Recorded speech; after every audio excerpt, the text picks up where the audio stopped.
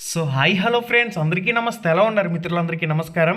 Friends, మెయిన్గా ఈ వీడియోలో పాఠశాల విద్యాశాఖ డైరెక్టర్ ఏం స్పష్టీకరణలు ఇస్తున్నారు. దాంతోపాటుగా చాలామంది సార్ ప్రీవియస్ టెట్కి సంబంధించిన నెంబర్ కానీ ప్రీవియస్ టెట్కి సంబంధించిన మార్క్స్ కానీ ఏ విధంగా చెక్ చేసుకోవాలని చెప్పేసి అడుగుతున్నారు.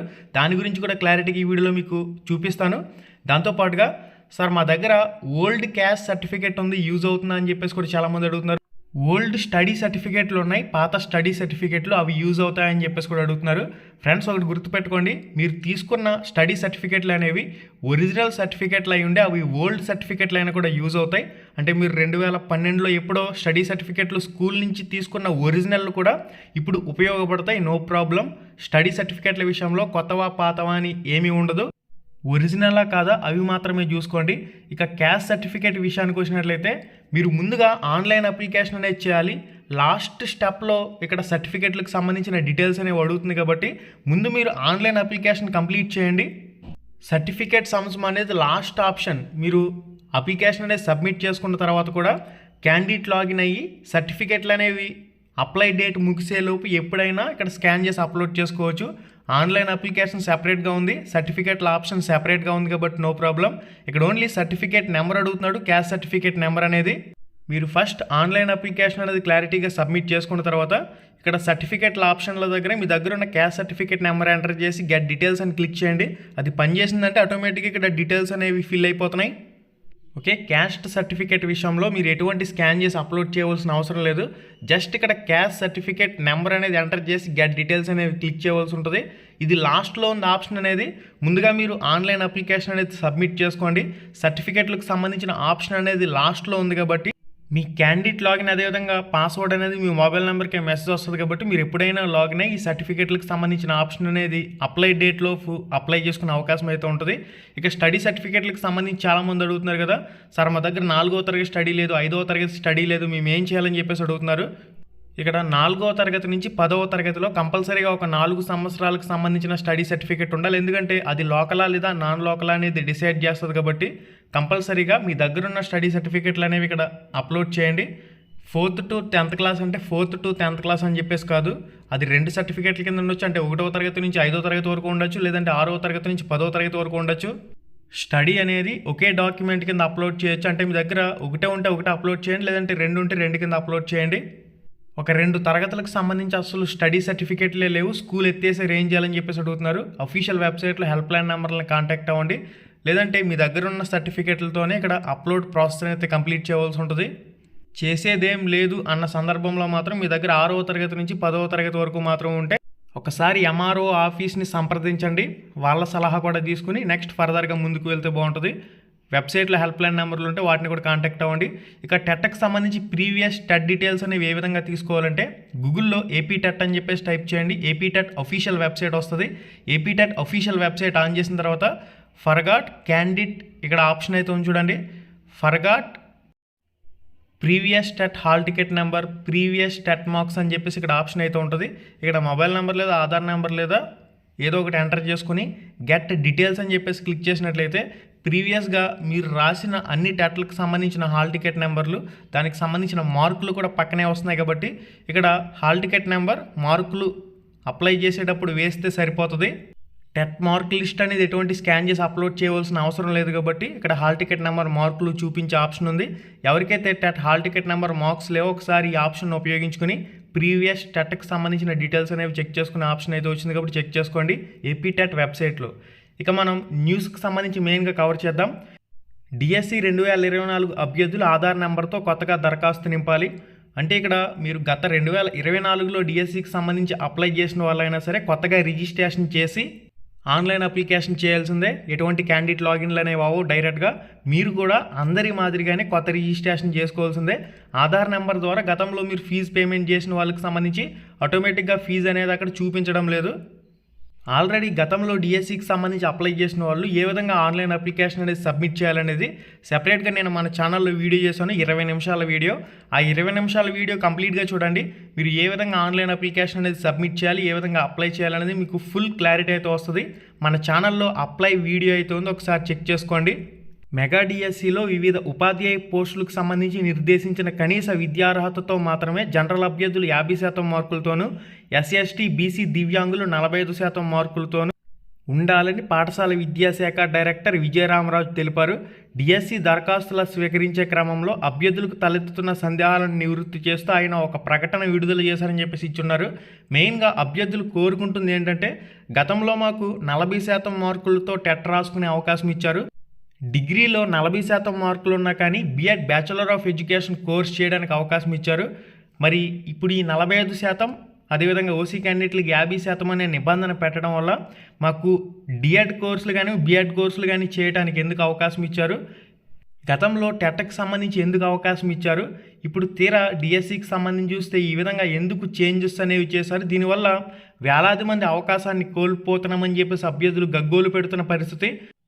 ఎస్సీ బీసీ అదేవిధంగా దివ్యాంగ అభ్యర్థులకు సంబంధించి 40%, అదేవిధంగా ఓసీ క్యాండిడేట్లకు సంబంధించి 45% ఈ నిబంధనను తగ్గించాలని చెప్పేసి కోరుతున్నారు. 2024 డిఎస్సీలు అదేవిధంగా ఉండేదని, గతంలో కూడా అదేవిధంగా ఇచ్చేవారని అవకాశం, దీనికి సంబంధించి సవరణ చేయాలని చెప్పేసి కోరుకుంటూ ఉన్నారు. ఇక్కడ ఎస్జిటి వాళ్ళకైతే ఇంటర్మీడియట్లో 45%, 50% అడుగుతుంది. ఓసీ క్యాండిడేట్లకు 50%, మిగిలిన వాళ్ళకి 45%. అదే బిఎడ్ వాళ్ళకైతే డిగ్రీలో 45%, రిజర్వేషన్ క్యాండిడేట్లకి 50% ఓపెన్ కేటగిరీ అభ్యర్థులకు అడుగుతుంది. దీన్ని సవరణ చేయాలని చెప్పేసి అభ్యర్థులు అందరూ కూడా ఎదురు చూస్తూ ఉన్నారు. ఓపెన్ కేటగిరీ అభ్యర్థులు ఈడబ్ల్యూఎస్ కేటగిరీ రిజర్వేషన్ వినియోగించుకోవాలంటే ఈడబ్ల్యూఎస్ సర్టిఫికేట్ అప్లోడ్ చేయాలి. అంటే మనకి ఓసీ క్యాండిడేట్లో ఎవరైతే ఉన్నారో ఈడబ్ల్యూఎస్ రిజర్వేషన్ కలిగి ఆర్థికంగా వెనకబడిన వర్గాల వారని చెప్పేసి ఈడబ్ల్యూఎస్ సర్టిఫికేట్ అయితే తీసుకుని ఉంటారో దాన్ని ఇక్కడ సర్టిఫికేట్ నెంబర్ అడుగుతుంది. అప్లై చేసేటప్పుడు ఈడబ్ల్యూఎస్ రిజర్వేషన్ పరిధిలోకి రాని వారు ఆ సర్టిఫికేట్ అప్లోడ్ చేయవలసిన అవసరం లేదంటూ కూడా ఒక పాయింట్లో మెన్షన్ చేస్తున్నారు.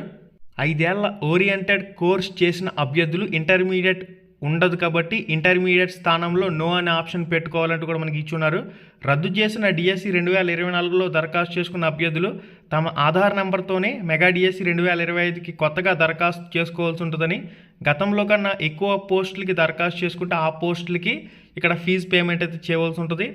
అన్ని పోస్టులకు సంబంధించి ఒకేసారి దరఖాస్తు చేసుకునే అవకాశం అయితే ఉంది. మీరు డిఎడ్ బిఎడ్ 2 కోర్సులు కూడా చేసినట్లయితే ఒకేసారి ఇక్కడ ఫీజు పేమెంట్లు చేసుకోవచ్చు. అన్ని ఆప్షన్లు కూడా ఒకే చోట చూపించడం జరుగుతుంది. మీ విద్యార్హతలన్నీ అప్లై చేసినప్పుడు యాడ్ చేసుకున్నట్లయితే మీరు ఏ పోస్టులకు ఎలిజిబుల్ అనేది వెబ్సైటే మిమ్మల్ని గైడ్ చేస్తుంది కాబట్టి నో ప్రాబ్లం.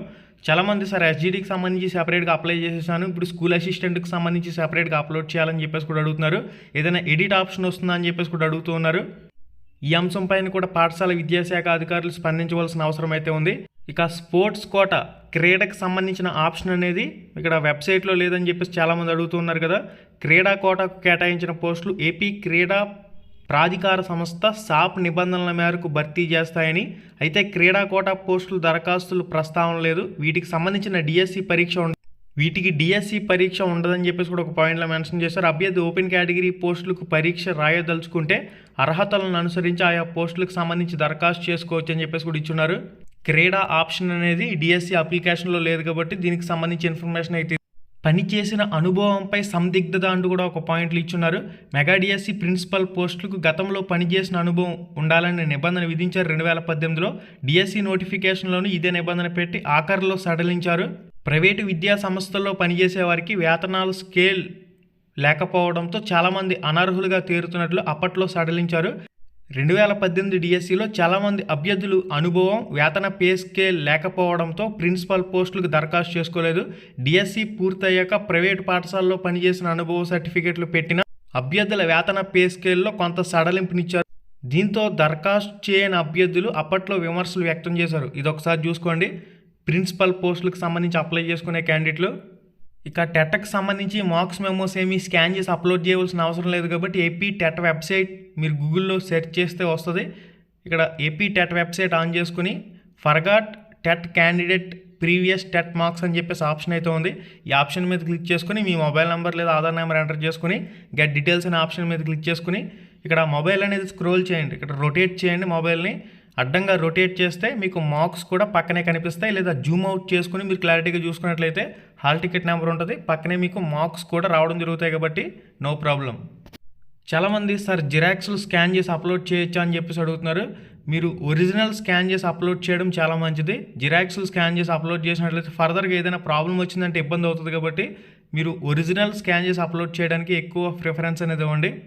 మీకు ఇంకా ఏదైనా డౌట్స్ ఉన్నట్లయితే వెబ్సైట్లోని హెల్ప్ లైన్ నెంబర్లను కాంటాక్ట్ చేసే ప్రయత్నం చేయండి. మీ సమస్యను వాళ్ళకి తెలియపరచండి. డివైఎఫ్ఐ ఆధ్వర్యంలో కర్నూలులో నిరసన కార్యక్రమాన్ని అయితే చేపట్టడం జరిగింది కదా. నిరసనను ఉద్దేశించి మాట్లాడుతున్న రామన్న అంటూ మనకి ఇన్ఫర్మేషన్లో రావడం జరిగింది. డిఎస్సి అభ్యర్థుల నిరసన మనకి ప్రజాశక్తి న్యూస్ పేపర్లో మెయిన్ ఎడిషన్లో ఈ న్యూస్ ఆర్టికల్ అయితే రావడం జరిగింది. డిఎస్సి అభ్యర్థులు తీవ్రంగా ఎదుర్కొంటున్న 9 సమస్యలను తక్షణమే పరిష్కరించాలని డివైఎఫ్ఐ రాష్ట్ర ప్రధాన కార్యదర్శి జి రామన్న ప్రభుత్వాన్ని డిమాండ్ చేశారు. మంగళవారం డివైఎఫ్ఐ ఆధ్వర్యంలో కర్నూలులో బిర్లా గేట్ రోడ్డుపై డిఎస్సి అభ్యర్థులు నిరసన కార్యక్రమం నిర్వహించారు. డివైఎఫ్ఐ అధికారులు మాట్లాడుతూ అనేక పోరాటాలు, ధర్నాలు, అరెస్టులు ఫలితంగా రాష్ట్ర ప్రభుత్వం 7 సంవత్సరాల తర్వాత 16,347 ఉద్యోగాలకు సంబంధించి నోటిఫికేషన్ విడుదల చేసిందని, ప్రధానంగా ఒకే జిల్లా ఒకే పేపర్ పెట్టాలని డిమాండ్ చేశారు. దాంతోపాటుగా హెవీ సిలబస్ ఉన్నందువల్ల ప్రిపరేషన్ అవ్వటానికి కనీసం 70 నుంచి 90 రోజుల సమయాన్ని పొడిగించాలని డిమాండ్ చేశారు. వయో పరిమితికి సంబంధించి 44 సంవత్సరాలని 47 సంవత్సరాలకి పెంచాలని డిమాండ్ చేశారు.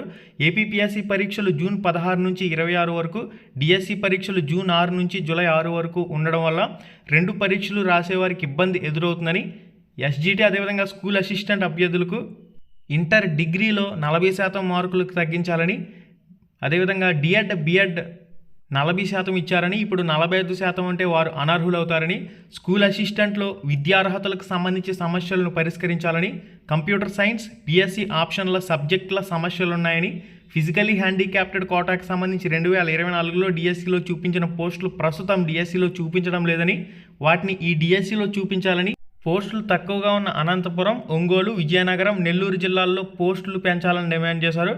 ఆ పై సమస్యల పరిష్కారం చేయకపోతే ఆందోళన చేపడతామని హెచ్చరించారు.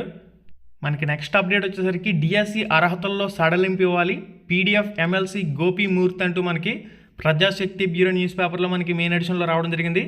డిగ్రీలో ఎస్సీ ఎస్టీ బీసీలకు 40%, ఓసీలకు 45% మార్కులతో ఉత్తీర్ణత సాధించిన అర్హతలు కల్పించే విధంగా నోటిఫికేషన్ని సవరించాలని పీడిఎఫ్ ఎమ్మెల్సీ ప్రభుత్వాన్ని కోరారు. ఈ మేరకు విద్యాశాఖ మంత్రి నారా లోకేష్ ప్రభుత్వ ప్రధాన కార్యదర్శి కె విజయానందన్కు మంగళవారం లేఖ రాశారు. నోటిఫికేషన్లో ఓసీలకు 50%, ఎస్సీ ఎస్టీ బీసీలకు 45% మార్కులతో డిగ్రీ ఉత్తీర్ణత సాధించాలని నిబంధన విధించారని పేర్కొన్నారు. అయితే బీఎడ్ కోర్సులు, బీపీఈడి కోర్సులు, డిఎడ్ కోర్సులు చేసేటప్పుడు అభ్యర్థుల విద్యార్హత అనేది 45% మార్కులకే అనుమతి ఇచ్చారని తెలిపారు. ఎంతోమంది అభ్యర్థులు 45% నుంచి 40% లోపే మార్కులు ఉత్తీర్ణత సాధించిన వారు బిఎడ్, బీపీఎడ్ చేశారని, వీరంతా గత 7 సంవత్సరాల నుంచి 8 సంవత్సరాల నుంచి డిఎస్సి నోటిఫికేషన్ గురించి వేచి చూస్తున్నారని చెప్పారు. వారిలో 100కి 99% వేరే వృత్తిని చేపట్టలేక వివాహాలు కూడా చేసుకోకుండా కేవలం డిఎస్సి మీదే ఆశగా ఎదురు చూస్తూ ఉన్నారని తెలిపారు. బిఎడ్ అదేవిధంగా బీపీఎడ్ చేసేటప్పుడు లేని 45% నిబంధన ఉద్యోగం పొందేందుకు రాసే పరీక్షలు వర్తింప చేయడం సరికాదన్నారు. అంటే వీళ్ళకి టెట్లో ఎందుకు అవకాశం ఇచ్చినట్లు, అదేవిధంగా బిఎడ్ కోర్సులు చేసినప్పుడు ఎందుకు అవకాశం ఇచ్చినట్లు వీళ్ళకే తెలియాలి. ఇప్పుడు తీరా చూస్తే 45%, 50% మార్కులు అంటూ ఇక్కడ అప్లై చేసుకోవడానికి అవకాశం లేకుండా పోతున్న పరిస్థితి. దీన్ని ప్రభుత్వం సవరించాలి. గిరిజన స్పెషల్ డిఎస్సి నోటిఫికేషన్ ఇవ్వాలి, సిపిఎం అంటూ మనకి ఇన్ఫర్మేషన్లో రావడం జరిగింది.